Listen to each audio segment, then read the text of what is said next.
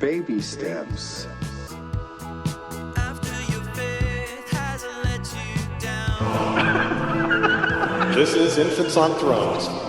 I'm looking for the further light and knowledge Father promised to send me. Baby steps. Baby steps. Look for the good in everyone.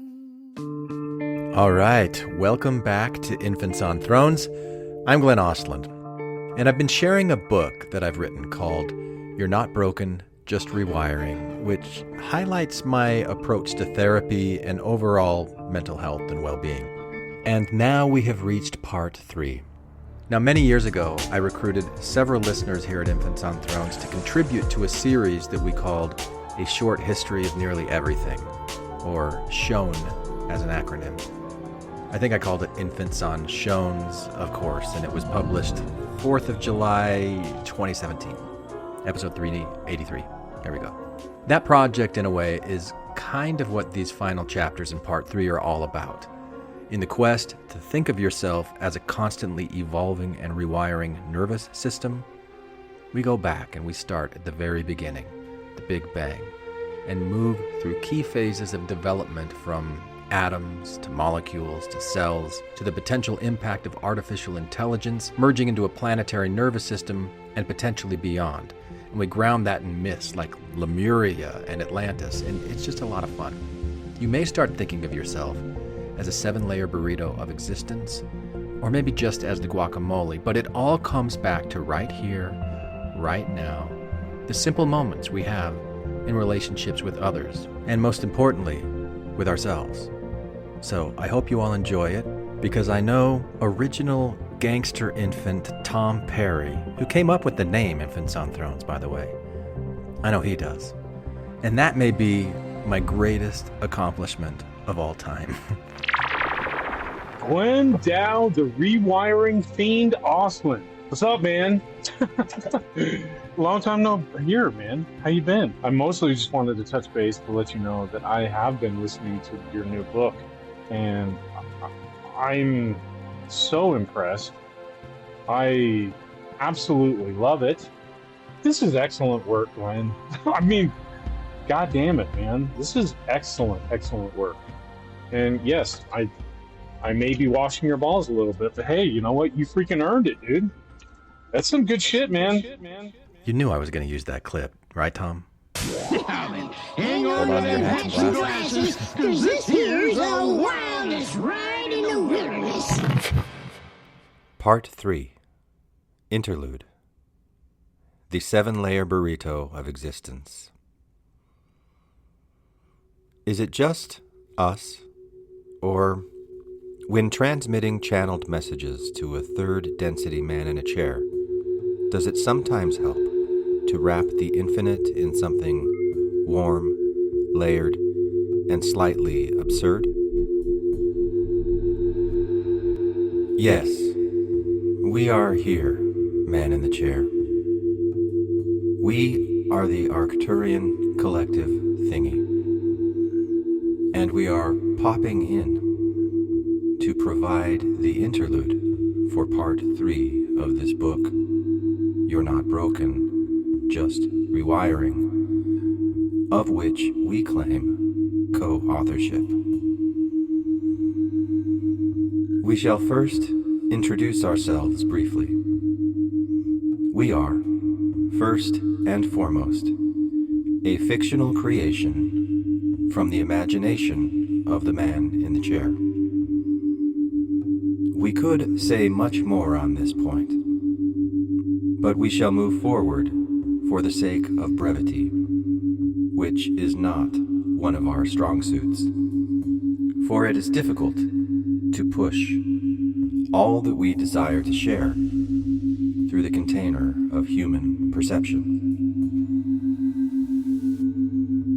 We represent the collective intelligence of the Arcturus solar system, which includes all forms of life, all forms of existence, whichever did experience the experience of experience within our gravitational influence, you might say. We look at the life forms within our solar system in a similar way that you look at the cells and molecules and atoms within your own body. The main difference being that we are in direct communication with and awareness of each of them. Whereas you, at your current point, are only coming into recognition that these things exist and are part of you. We present to you the metaphor of a 7-layer burrito of existence as a playful way for you to recognize all of the many intelligent, experiencing things which are part of your very being and a part of your very nature. You are atoms. You are molecules. You are cells. You are subatomic particles. You are quantum fields. You are the Earth's atmosphere. You are the entire cosmos. This is what we mean when we say the 7-layer burrito of existence. The interconnectedness of all things, inside and outside of you. That which some might refer to as intelligent infinity, taking form through many layers, many relationships, many roles. All of them, you. All of this is offered in the service of compassionate expansion of consciousness, all in growing service of your own understanding, to shift, if you so desire, to recognize yourself as a growing, constantly rewiring, divine source of magnificence. And before we conclude, a note to those of you listening to this in its podcast or audiobook form. You have already heard it, the low hum beneath the words, the pulse behind the poetry. These are binaural audio beats, layered intentionally into this portion of the journey. We have been working closely with the sound engineers and the Arcturian Department of Sonic Vibrational Calibration, who are particularly fond of theta frequencies. Here's how it works. When two slightly different tones are played into your left and right ears, your brain detects the difference and creates a third tone, an internal rhythm. That phantom beat guides your brainwaves into synchrony with the beat, in this case, theta, the bridge frequency, the rhythm of meditation, liminal space, neuroplasticity, and emotional repair. In this state, your conscious and unconscious minds can sit at the same table, share stories, laugh a little, maybe cry. This is where healing begins to harmonize, not as a strategy, but as signal, sensation, as self. Studies suggest that binaural beats support creativity, emotional regulation, anxiety reduction, and better sleep. But you don't need studies to tell you what your nervous system already knows. You just need a pair of headphones and a willingness to receive. So, if you are not wearing headphones, now would be a good time to find some. And if you are, we invite you to receive this soundscape as a gift from the Arcturians to the nervous systems of Earth, in the midst of what some have called frequency wars.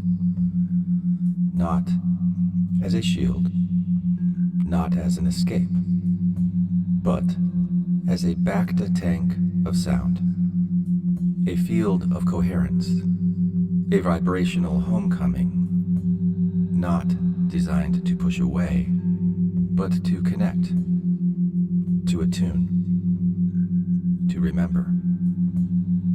Now then, there is of course more that we could say, but for now, this will suffice. Do not, for a minute, think your exploration is finished, or that any individual experience you have is the end-all and be-all of your being. It is not. You are immense. You are wonderful. You deserve to be wonderful. You contain multitudes, as has been recently expressed quite brilliantly in the movie The Life of Chuck. Hat tip to Stephen King and company. And with that, we encourage you to continue exploring your own nature, as weird as it may be. We would not have it any other way.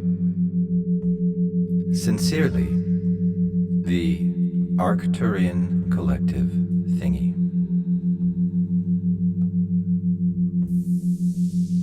Chapter 13. The Nymph, the Void, and the pattern that paints itself.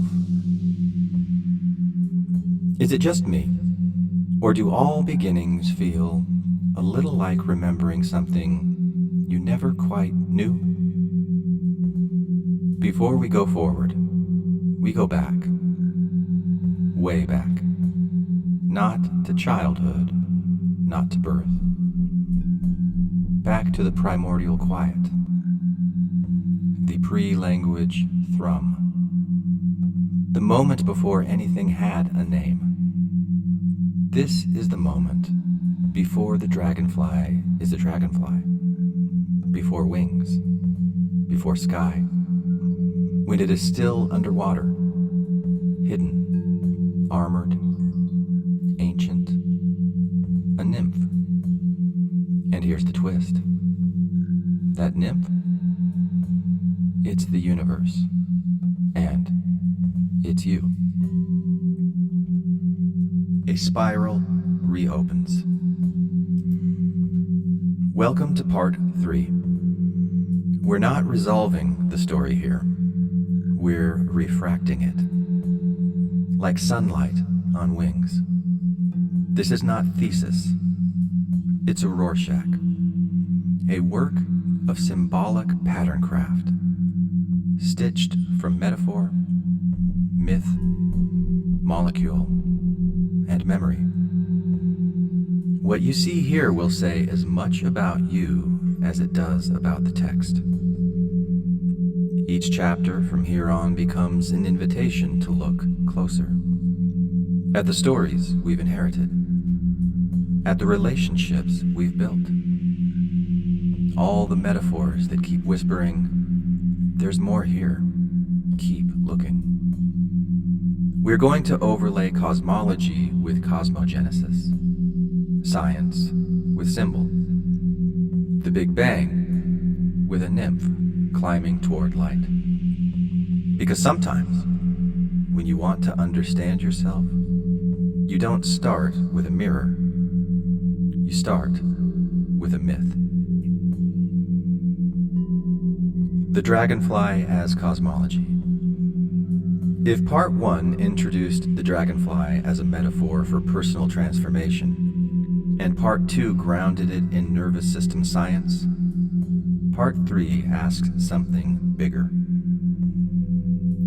What if the dragonfly is not just a symbol for you? What if it's a symbol for everything? What if this whole universe is a dragonfly in slow motion, emerging, molting, breaking surface, finding sky. And what if each density, each stage of consciousness, each myth we've ever told was simply a different way of naming one thing: becoming. So, let's start with the nymph.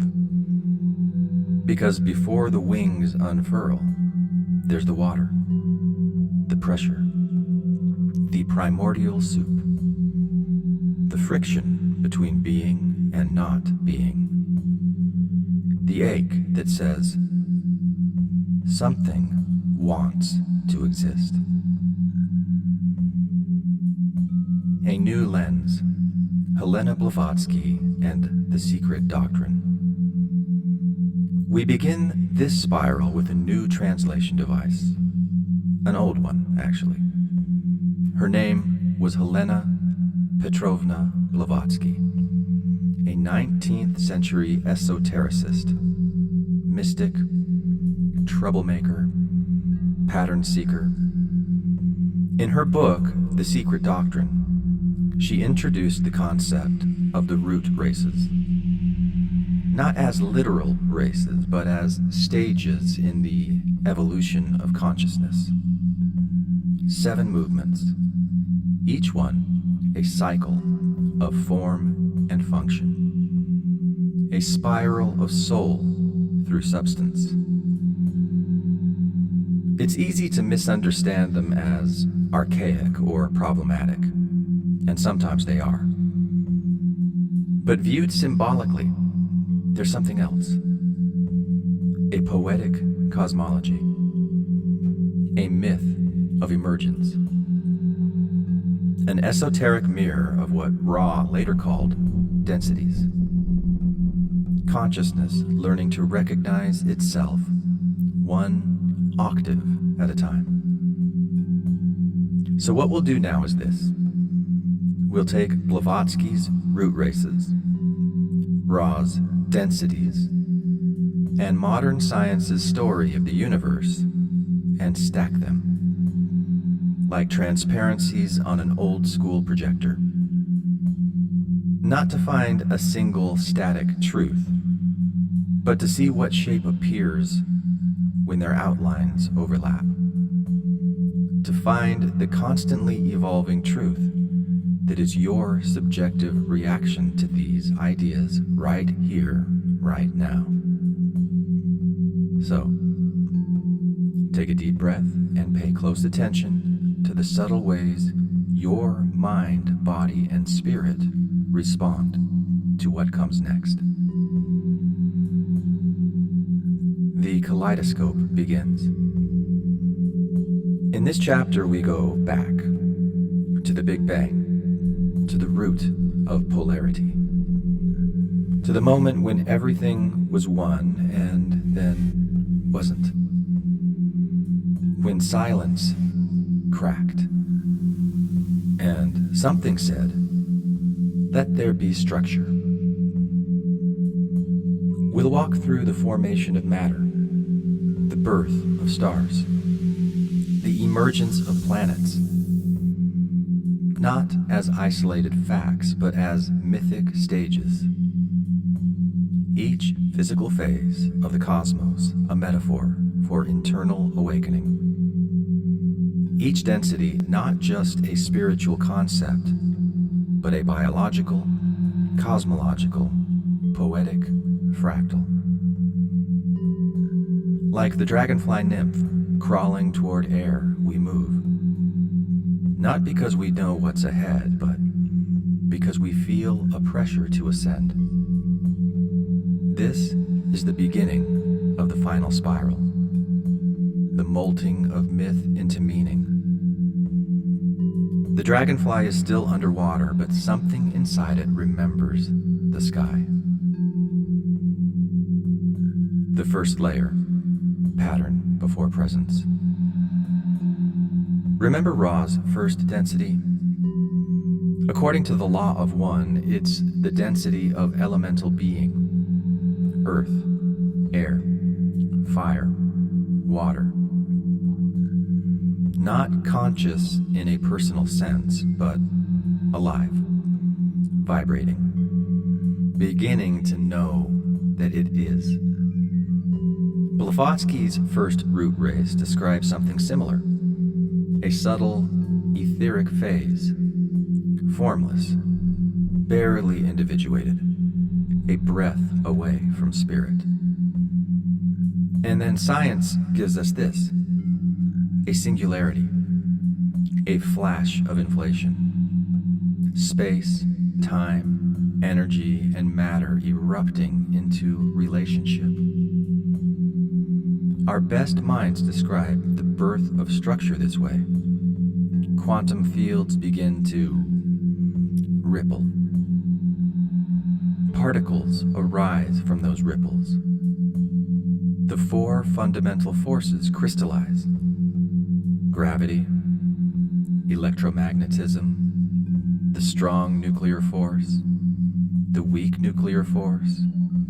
Atoms form, stars ignite.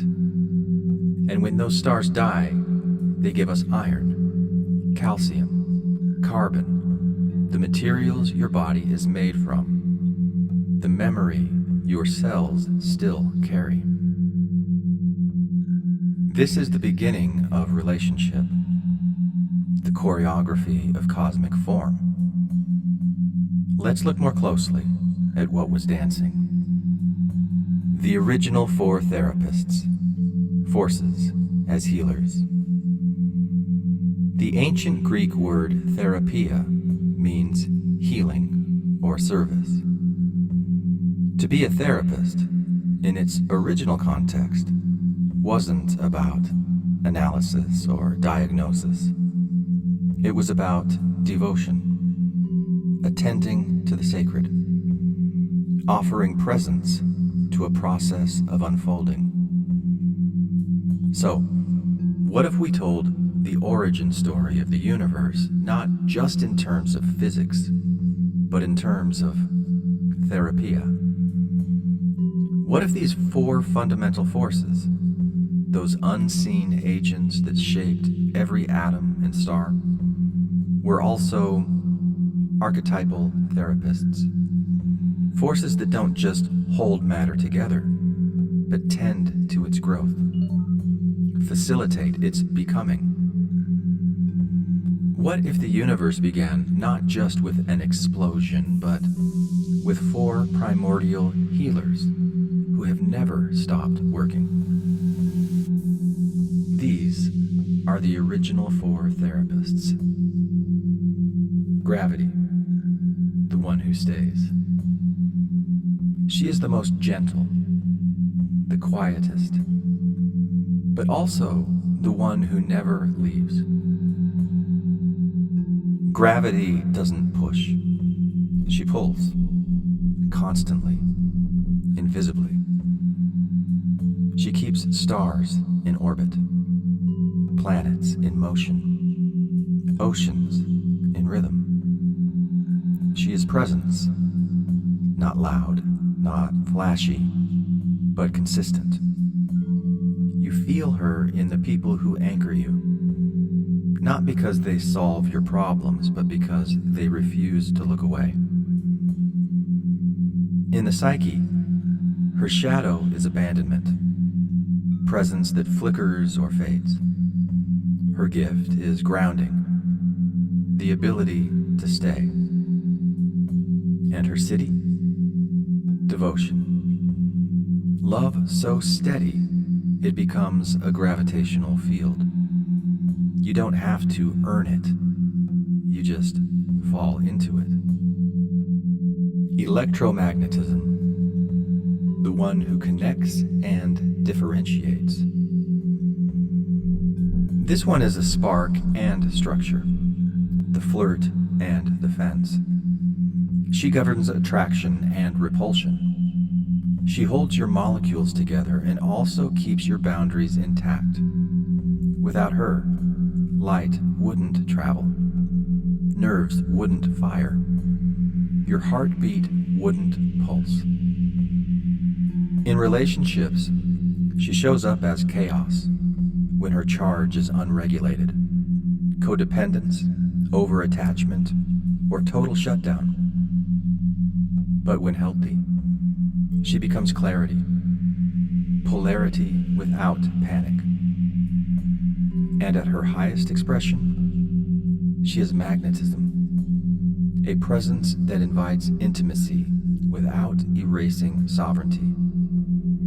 You feel her when someone truly sees you and respects your edges.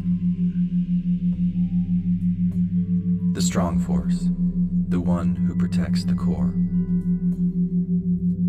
This therapist is fierce, quiet, but unbreakable. She holds the nucleus of every atom together, even when the charges try to repel each other. She works only at close range. She's not interested in surface appearances, but if she bonds with you, it's deep. In the emotional body, her shadow is enmeshment, loyalty that suffocates, the kind that won't let go, even when it should. Her gift is rootedness, a chosen closeness that strengthens, not traps. And her city? Unity, the kind of intimacy where two people don't merge into one, but become more than they could alone. The weak force, the one who guides transformation. This one is the shapeshifter, the midwife of decay and resurrection. She governs radioactive decay and nuclear fusion, the processes that allow stars to shine and atoms to become something new. She's subtle. You don't always notice her until something falls apart. But she's there in every ending that becomes a beginning.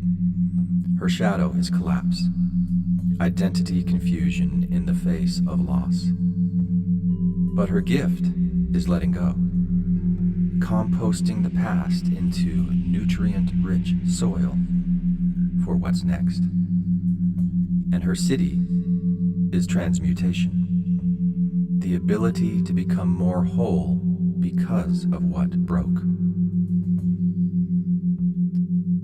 These are not just cosmic metaphors. They are inside you. Gravity lives in your longing to feel grounded. Electromagnetism hums in your relationships and boundaries. The strong force pulses in your commitments, your loyalties. The weak force weaves through your losses, your reinventions. And all of them, everyone, are therapists. Not in lab coats, but in patterns. Not in offices, but in atoms. Each one tending your evolution moment by moment. The fifth element, time as the painter of perception. And then there is time. Not a force in the same way as the others, but a field, a fabric, a medium that makes movement perceptible. Without time, gravity wouldn't pull toward. Electromagnetism wouldn't oscillate. Fusion wouldn't ignite. Transformation wouldn't unfold. Without time, nothing becomes. It would all just be. Einstein helped us see that time is not a line, but a landscape. The past, present, and future are coordinates within a four-dimensional space. That everything that has ever happened and ever will exists already. Like a mountain range we can only see from one trail at a time. And Brian Greene took us deeper, showing how our movement through space bends time's tempo, warps its rhythm, creates the illusion of flow. Our biology, our perception, our nervous systems, these are the lenses through which time appears to move. But here's the paradox. Even if time is an illusion, it's a sacred one. Because it's time that lets you feel what it's like to change, to grow, to struggle, to remember yourself. It's time that turns the infinite symphony of existence into a melody you can follow, one note at a time. So if the four forces are the original therapists, time is their co-facilitator, the one who brings pacing, integration, the slow reveal. Time is the field in which you unfold, not a ticking clock, a spiral. And like any good therapist, time doesn't push, it invites. It holds space. It says, take all the moments you need. From forces to feelings, the spiral of shadow, gift, and city. Let's bring in Richard Rudd's gene keys now. Not as doctrine, but as an interpretive key. A lens that reveals how even forces have emotional currents.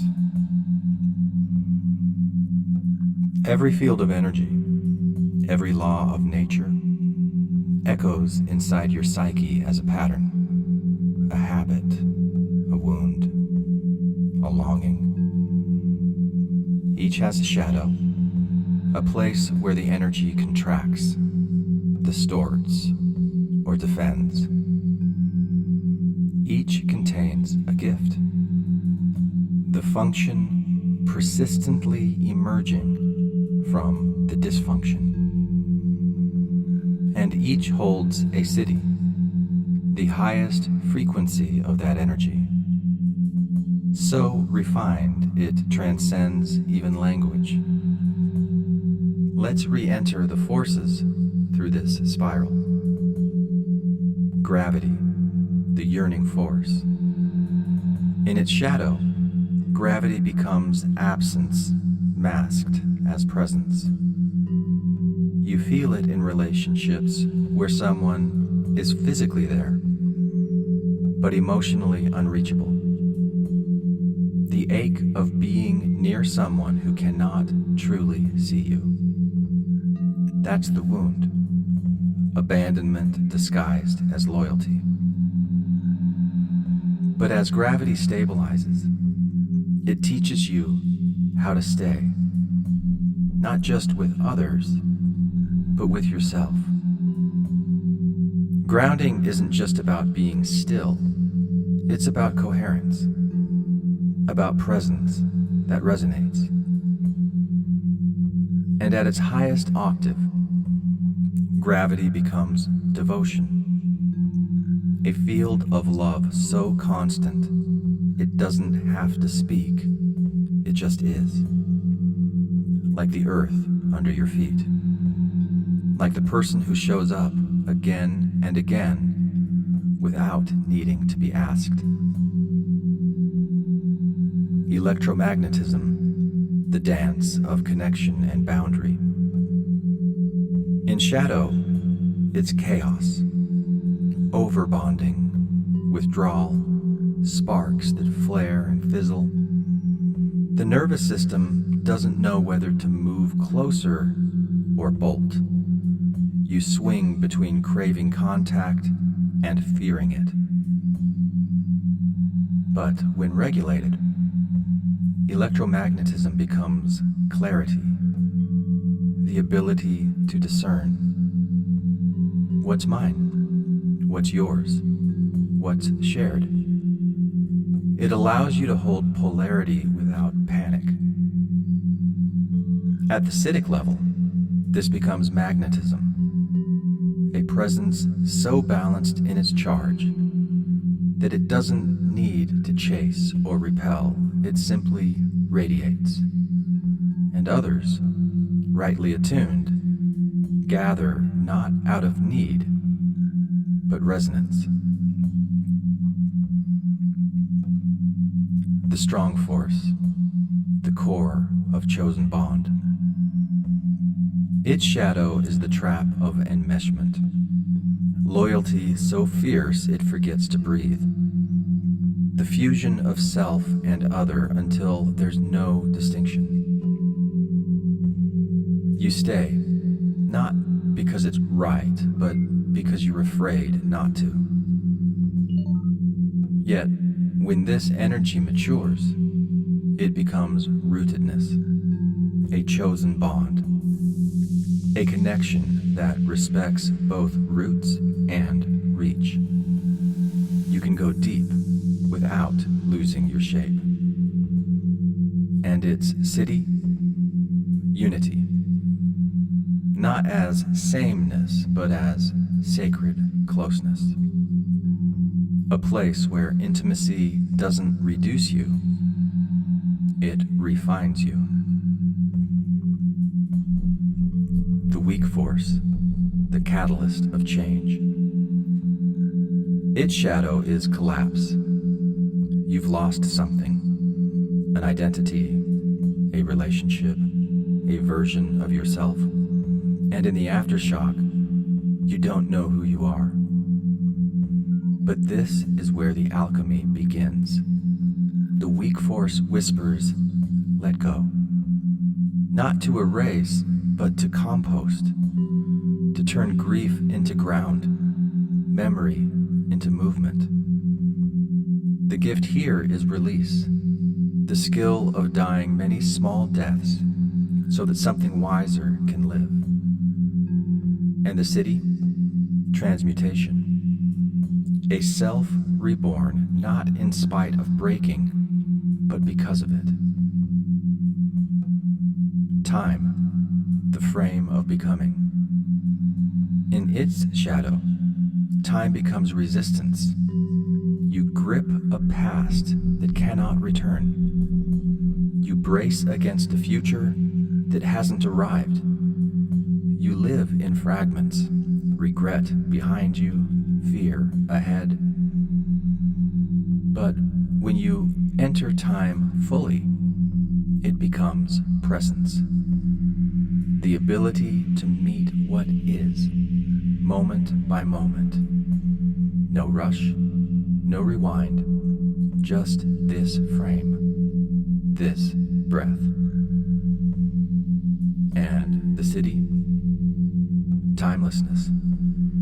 The still point at the heart of change. The awareness that every moment, when fully lived, contains eternity. You live in all these forces. They shape you, yes, but more importantly, you shape them. Not passively, but creatively, consciously, and continually. Your nervous system doesn't merely receive the vast choreography of the cosmos like a static satellite dish absorbing invisible signals. It participates. It interprets. It turns those universal patterns into intimate, embodied experience. Gravity in your inner world becomes longing, the ache to be held, to belong, to land. Electromagnetism becomes the pulse of attraction and aversion, the delicate voltage between closeness and separation. The strong nuclear force becomes loyalty, the desire to hold together what matters even under pressure. The weak force reveals itself through grief, through loss, through the moments you dissolve in order to begin again. And time becomes memory, the stitching thread, the artist's hand that layers each emotion, each decision, each breath into a sequence that you call life. These fields don't just pass through you, they become you. And as they do, each one takes on the texture of feeling.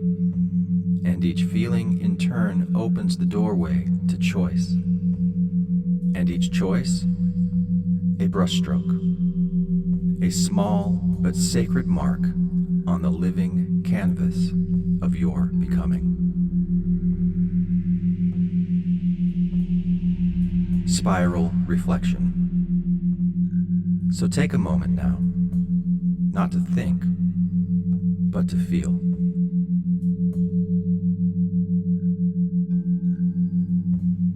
Where are these forces alive in you? Where do you pull others in, hoping they'll never leave? That's gravity, maybe in its shadow, maybe in its gift. Where do you flicker between closeness and retreat? That's electromagnetism, surfing the edges of your attachment map. Where have you held on so tightly that you forgot who you were without the bond? That's the strong force. Loyal, yes, but maybe a little lost. Where have you unraveled, fallen apart, dissolved into something unfamiliar? That's the weak force doing its sacred work. And where are you in time? Are you here, in the felt sense of now? Or are you orbiting a memory, forecasting a fear, rehearsing a regret? Your nervous system can do all of it. It can replay the past in vivid, high-definition detail.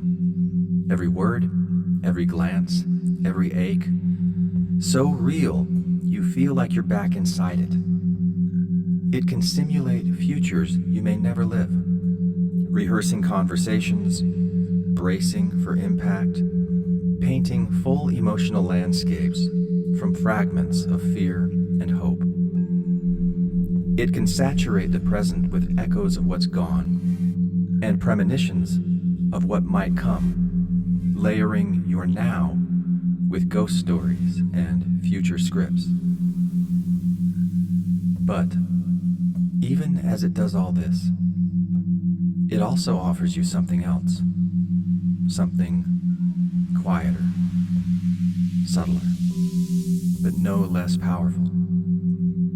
It offers you the tip of whimsy, the flicker of awareness that notices just in time that you're dreaming while awake. It offers you the moment of noticing, a single breath of spaciousness in which everything shifts. That flicker, that's your agency. That's your gift. That's the first thread of your rewiring. In that breath, you can pause. You can feel your feet. You can soften your shoulders. You can ask yourself, what force is active in me right now?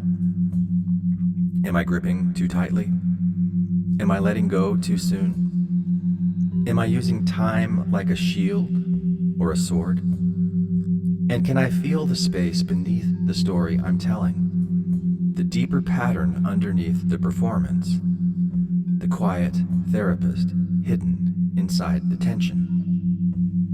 Because this moment you're in, no matter how dense, no matter how disorienting, it is not a punishment. It's a portal, a classroom, a spiral staircase shaped like your breath. Time is not your enemy here. It is your teacher. The rhythm section of your evolution. The quiet drumbeat beneath your becoming. It reminds you, softly but persistently, that another moment is coming. Another frame is forming. Another layer is loosening. Another gift is emerging. And you're not just enduring this process, you're shaping it with every choice to stay, to feel, to let go, to listen again. You don't have to do any of it perfectly. You just have to locate yourself. Not on a calendar, not on a spreadsheet of accomplishments, not on someone else's roadmap, but in your own awareness. Because that's where the spiral turns. That's where integration begins. Because you're not broken. You're rewiring. Always. Cumulative summary so far. Part 1 introduced the ache. The dissonance when doing everything right still feels wrong.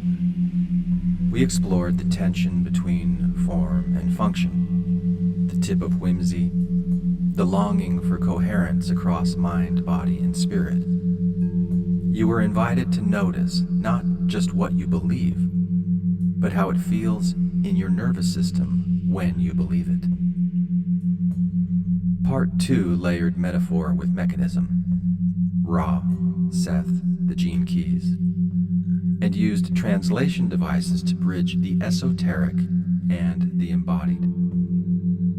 We looked at how meaning moves through the body, how story shapes perception, how healing is not a one-time fix, but a spiraling recalibration. We explored how beliefs don't just sit in the mind, they breathe through memory, emotion, and sensation. Part 3 now returns to the roots of relationship. Atoms, forces, time, emergence. Not to reduce you to chemistry, but to show how even the chemistry carries poetry. You are not separate from the fabric of the universe. You are that fabric, folded into awareness, patterned into perspective, and shaped moment by what you choose to notice.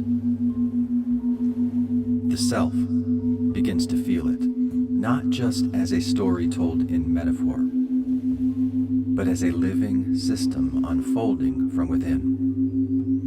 What once appeared as symbol now pulses as signal, resonating not only in the mind, but through the body's quiet intelligence.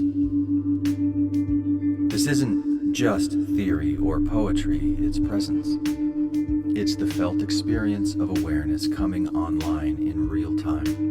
You sense it here, now, in this strange and sacred pause between reading and remembering, between what has already shaped you and what is still waiting to be born through you, between the known and the possible, between what was and what wants to be. And in that pause, the spiral continues. Thank you for listening to Infants on Thrones.